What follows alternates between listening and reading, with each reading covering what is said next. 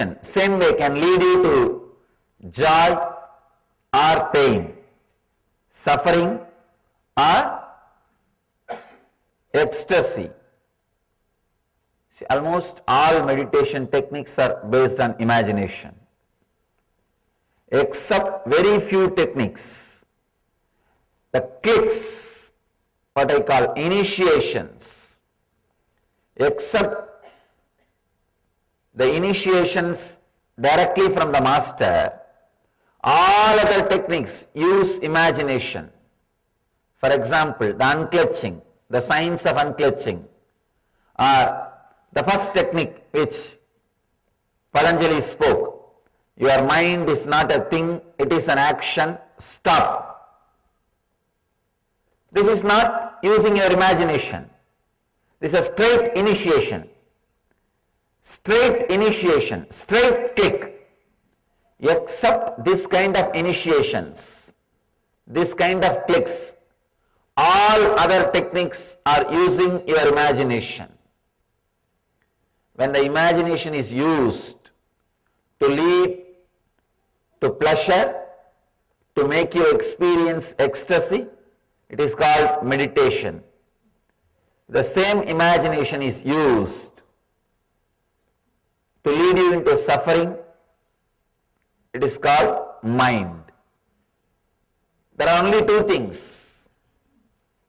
Either your mind can continuously condition you, or it can continuously liberate you. Your imagination can either go this way or that way. It cannot stand still. It cannot stand still. We need to understand this one fact. We always think, I may not be progressing spiritually, but I am stuck somewhere where I am. No. Either you progress or you are going down. There is no such thing as stuck. Please be very clear. There is no such thing as stuck. Either you are going up or going down, like skiing. There is no such thing that you can stop or stand stuck. No. It doesn't happen in the inner field. If your imagination is used by you to liberate yourself, to uncondition yourself, it is called meditation.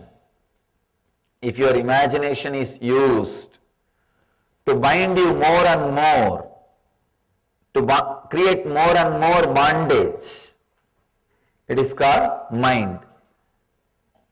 Conditioning. I have seen even the great knowledge about yoga, people start using it for one more conditioning. I have seen thousands of people reading Yoga Sutra, they will be depressed because they misuse this knowledge, they abuse this knowledge, they misinterpret this knowledge, they start imagining their own things out of this knowledge. That is why this great truth should be heard directly from an enlightened being. Then he knows where Patanjali put karma, where Patanjali gave strong emphasis, where Patanjali gave the gap. He knows. Please understand, the other day I was reading a beautiful line. God is nowhere. Somebody put a comma next to W. Then it says, God is now here. Sometime you need an enlightened person to put the comma, to create the gap. Only he knows where Patanjali gave gap, where Patanjali put the comma. The other slogan I read, there is only one God. One guy put the comma next to the word, there is only one. Then it reads, there is only one God. First line it says, there is only one God. It's more like a moral science, uniting all the religions, creating peace. The second line, there is only one, comma, God. It's a spiritual experience. It's a spiritual truth. These two statements may look similar, but it has tremendous different significance. Its significance is totally different. See, there is only one God. It can be uttered by anybody. Everybody utters the same thing, but they say in the end, there is only one God, that is my God. Not your God. That is where the problem starts. Everybody accepts there is only one God, no doubt. But everybody says that God is only my God, not your God. The path to that God is only my path, not your path. That is where the problem starts. So if you put one comma, there is only one God, there is only one comma, God, then it's a spiritual experience. This statement means there is only one thing, nothing else. So, when you listen to these great truths from an enlightened master, you know where to put the comma, you know where Patanjali gave the gap, you know where he emphasized, you know where he was connecting or disconnecting words. Imagination can either lead you to hell or heaven. It's like a drug, LSD. Many people experience ecstasy if they take a drug. Many people experience suffocation, suffering also. If you are habituated for nightmares, if you take LSD, you will have a suffocation feeling. Your LSD experience will be nightmarish. If you are habituated for sweet dreams, if you take LSD, you will feel like you are in heaven. That's all. It is intensifying what you think, intensifying what you imagine. The drug experience is nothing but intensification of what you are imagining. Your imagination. Your imagination can lead either towards this direction or that direction. I can give you thousands of examples, thousands of stories. Especially I am constantly working with people's imaginations. It's my life. Last 6 years I am working with imaginations of the people. Millions of people directly and millions indirectly. Either trying to remove their imagination, alter their imagination, or redirect their imagination.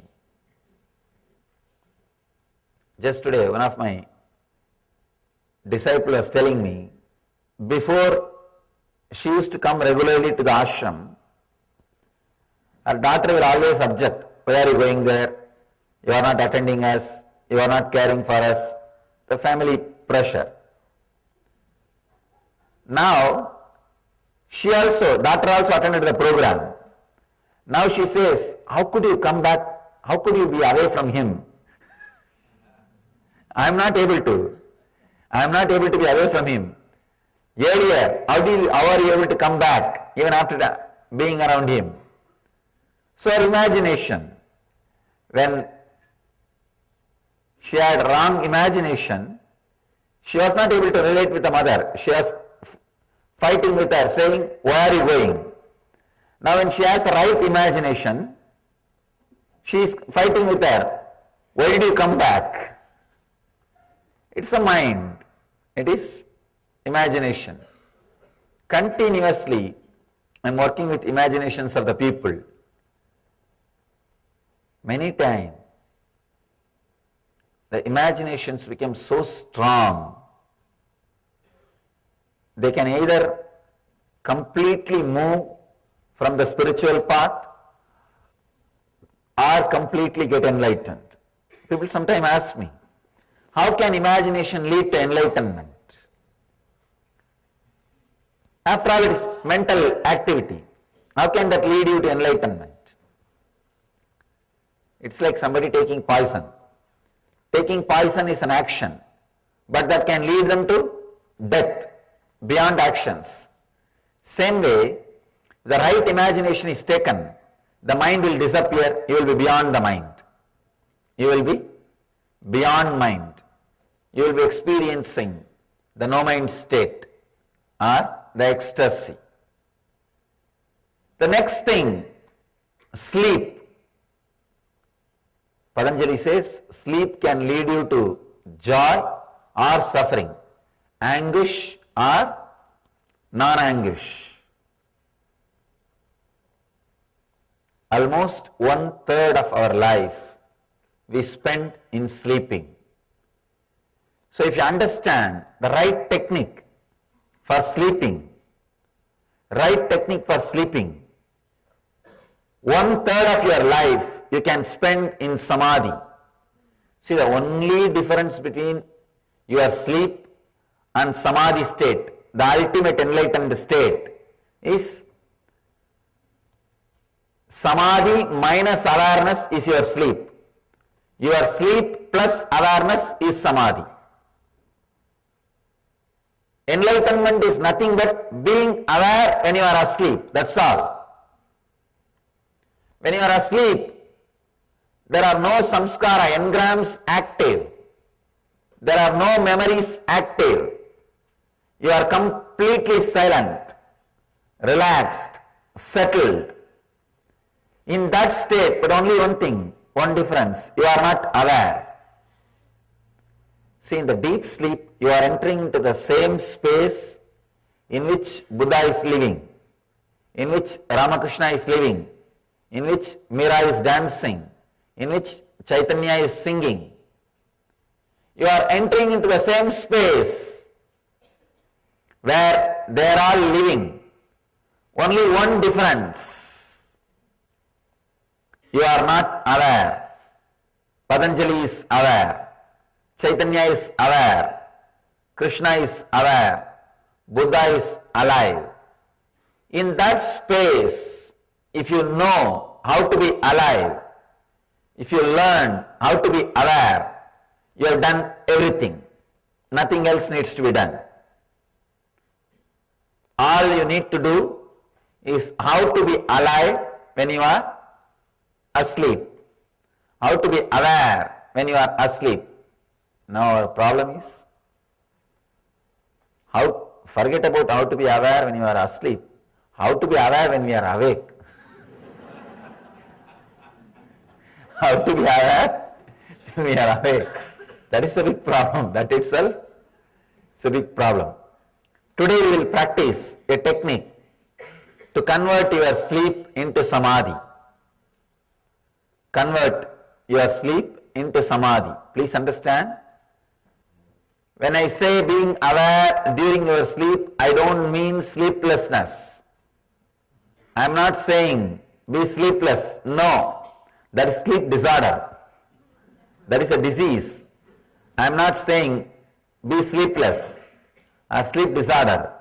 You will be sleeping, but your whole awareness will be alive. Means there are no engrams, there are no thoughts, there are no memories, but the pure I will be alive. That will be radiating, that will exist.